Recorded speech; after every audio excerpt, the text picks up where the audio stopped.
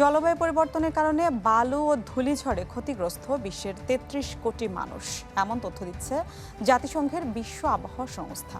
বিশ্বের মোট ধূলিকণার ৮০% আসে উত্তর আফ্রিকা ও মধ্যপ্রাচ্যের মরুভূমি অঞ্চল থেকে। এই দুই অঞ্চলে বালু ও ধূলিঝড় মোকাবেলায় প্রতি বছর খরচ হয় প্রায় $১৫০ বিলিয়ন, যাতে বাড়ছে স্বাস্থ্য ঝুঁকি, অকাল মৃত্যু হচ্ছে বহু মানুষের।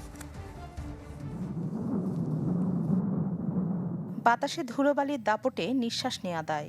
জলবায়ু পরিবর্তনের কারণে বালু ও ধূলিঝড়ে প্রতি বছরই এমন পরিস্থিতি চোখে পড়ে মধ্যপ্রাচ্য, উত্তর আফ্রিকা ও দক্ষিণ এশিয়ার কিছু দেশে।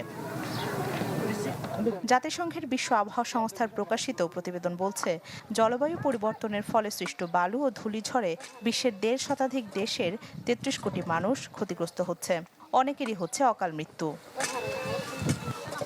বর্তমানে পৃথিবীর প্রায় অর্ধেক মানুষ বিশ্ব স্বাস্থ্য সংস্থার নির্ধারিত নিরাপদ মাত্রার চেয়ে বেশি ধুলোবালির মধ্যে বসবাস করছে। সম্প্রতি আন্তর্জাতিক বালু ও ধূলিঝড় প্রতিরোধ দিবস পালন করেছে জাতিসংঘ সাধারণ পরিষদ। দিবসটিতে ২০২৫ থেকে ২০৩৪ সাল পর্যন্ত সময়কে জাতিসংঘের বালু ও ধূলিঝড় প্রতিরোধ দশক ঘোষণা করা হয়।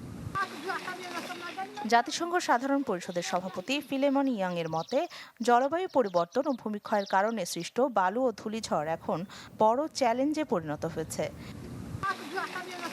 বিশ্ব আবহাওয়া সংস্থার মহাসচিব সেলেস্তে সাউলো বলছেন, প্রতি বছর প্রায় ৭০ লাখ অকাল মৃত্যুর অন্যতম কারণ ধূলি ও বালু ঝড়ে বায়ুবাহিত কণা। এসব কণা শ্বাসতন্ত্রের সমস্যা ও হৃদরোগের জন্য দায়ী। এছাড়া কোনো এলাকায় ঘন ঘন বালু ও ধূলিঝড় হলে ফসলের উৎপাদন ২৫% পর্যন্ত কমে যায়, যার প্রভাব পড়ে অর্থনীতিতে।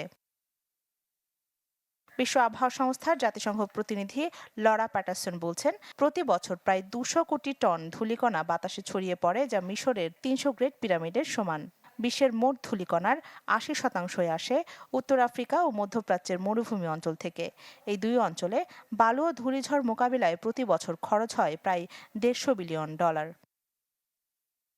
তবে এসব ঝড়ের প্রভাব পড়ছে পুরো বিশ্বেই, কারণ এসব কণা শত শত, এমনকি হাজার হাজার কিলোমিটার পাড়ি দিয়ে অতিক্রম করে মহাদেশ ও মহাসাগরও।